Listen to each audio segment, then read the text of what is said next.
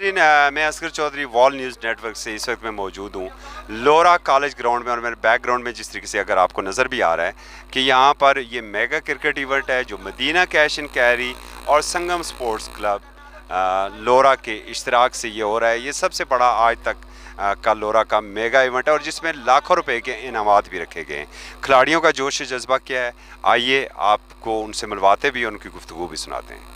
जिस शख्सियत हूँ तुसा की मिलाने और इस चूँकि वो इसे तरतीन फरजंद है लेकिन ना बहुत बड़ा हो गया तो वो जितना उच्चा भी बूटा हो गया ना जड़ा उसकी हमेशा अपनी जमीन चंगिया लगनिया। वसीम लारा जिस वे भी देखा असा सोशल मीडिया पर तो एक धूम मची अज मौजूद है लोरे ने अंदर तलक है इन्होंने मरी नालों तो मरी तो लोरे कोई इतना बड़ा फर्क भी ना। इन्होंने पूछने कि लोरे ने क्या है आबो हवा किया जी लगी और एक ग्राउंड नहीं किया जा लगा और लोग किया जा लगे। अस्सलाम वालेकुम, वेलकम जनाब, क्या हाल है? वालेकुम सलाम जी, ठीक ठाक अल्हम्दुलिल्लाह। लोरा ठीक लगा सोई जी, बेहतरीन लोरा लगा। मैं इस तू तकरीबन 18 साल कबल अच्छी इस ग्राउंड में मैच खेड़ी ते गया हाँ। अच्छा, बहुत अच्छी जगह ही, बहुत अच्छा ग्राउंड आ।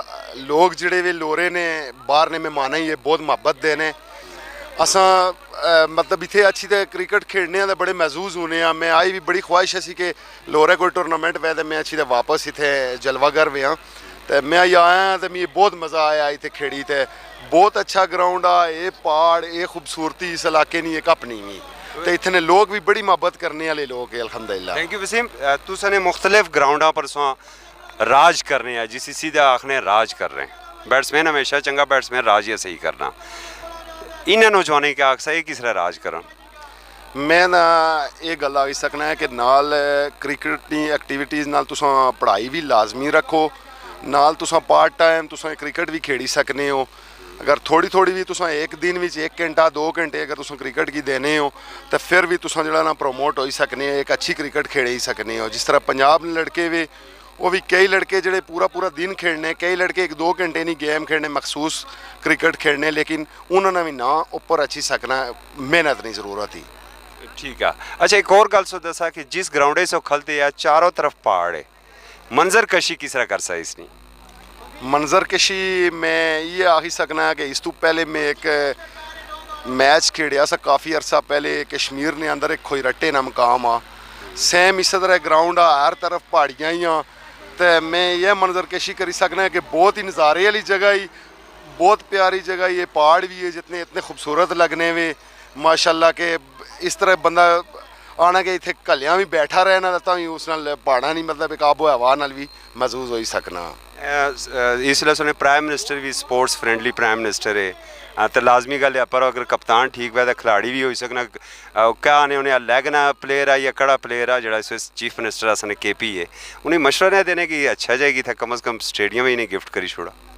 मैं बिल्कुल मशवरा दे सा जितने भी मुखैर हजरात है असन वज़ीर आज़म PM साहब इमरान खान साहब उस तो अलावा भी जितने मुखैर हजरात है स्पोर्ट्स की एक्टिविटीज़ एक ऐसियाँ ही कि इस नाल बहुत बुराइयां से आदमी बची सकना, बहुत बुराइयां से दूर रह सकना। अपने वालदेन भी जितने भी वो अपने बच्चे की एक्टिविटीज़ क्रिकेट नहीं हुई है फुटबॉल है या कोई और जितनी भी मतलब गेम नहीं है स्पोर्ट्स नहीं एक्टिविटीज़ या उन्हें उस इस्तेमाल करना अपने बच्चों ही नशा और अद्वियात या कोई और मतलब जितने भी गलत कारियां ने काम में बच्चे छोड़ी सकने। मोबाइल घट तो घट यूज़ देन, एक तो आइज़ पावर जी तुसा नहीं खत्म होनी, दूआ उस नाल माइंड भी जड़ा ना बच्चों ने ड्रामे फिल्मा ये वो अच्छी अच्छियाँ उस तो बेहतर ही कि तुसा ना क्रिकेट खेलने हो या कोई भी तुसा स्पोर्ट्स नहीं गेम करने हो उस नाल तुसा ना जिसम भी एक्टिव रहसी, तुसा नी बॉडी भी मजबूत रहसी। मैं तो ये जितने भी ये मतलब साढ़े मुखैर हजरात में उन्हें आखना है कि ग्राउंड नहीं असें इतने कोई फंड वगैरह जारी करन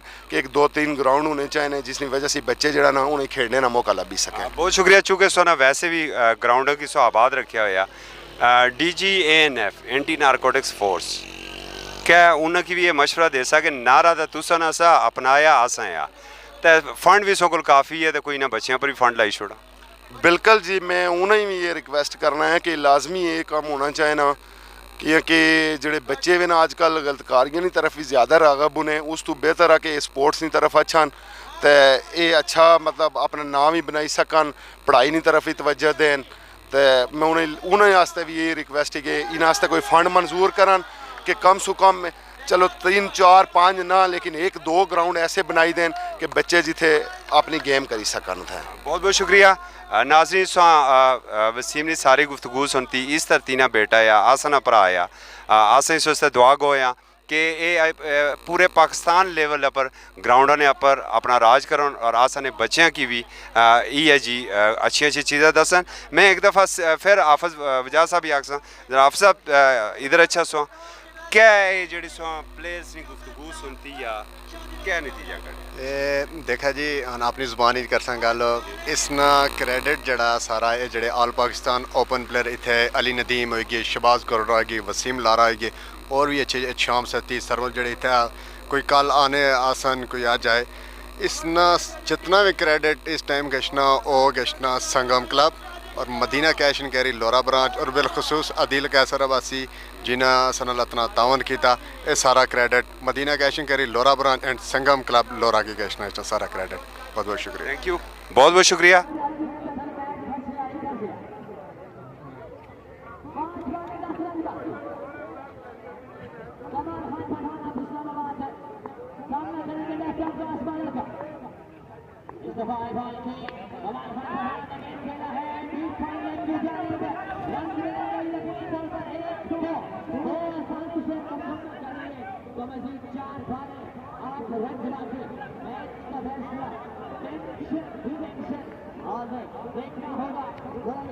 ये तो बताएगा वक्त और वक्त कम से कम मुकाबला सख्त से सख्त 4 बालें 8 रन बाकी बैटिंग साइड से मैच अपने नाम करने के लिए कमाल खान पठान जबरदस्त बॉलिंग इस नौजवान की जानिब से शहबाज गोल्ला खुद फेस करना चाहेंगे, शहबाज गोल्ला खुद फेस करना चाहेंगे, शहबाज गोल्ला आउटस्टैंडिंग किस्म की बल्लेबाजी की शहबाज गोल्ला ने ग्राउंड के चारों तरफ बुलंद बाला छक्के लगाए शहबाज गोल्ला फिर अंपायर हमारी उषा ने अंपायर राजा से और हमारी उषा ने जबरदस्त अंपायरिंग की है मुस्कुराहटों के साथ, गुस्से के साथ, प्यार के साथ, कभी कभार गुस्सा, कभी कभार मोहब्बत, 3 बार एक साथ और शहबाज गोल्ला का मोहब्बत भरा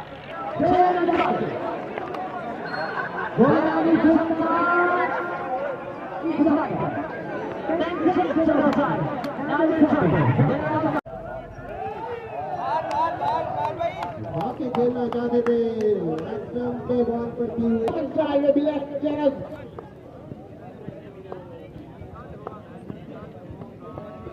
साथ मौजूद है flood one and only flood ball and ball काटे दिया बिना टेनर ने गेंद बॉल लाइन की तरफ प्रवाह हुआ है 3 बच्चे करते हैं और 2 रन के इजाफे के साथ बड़े स्कोर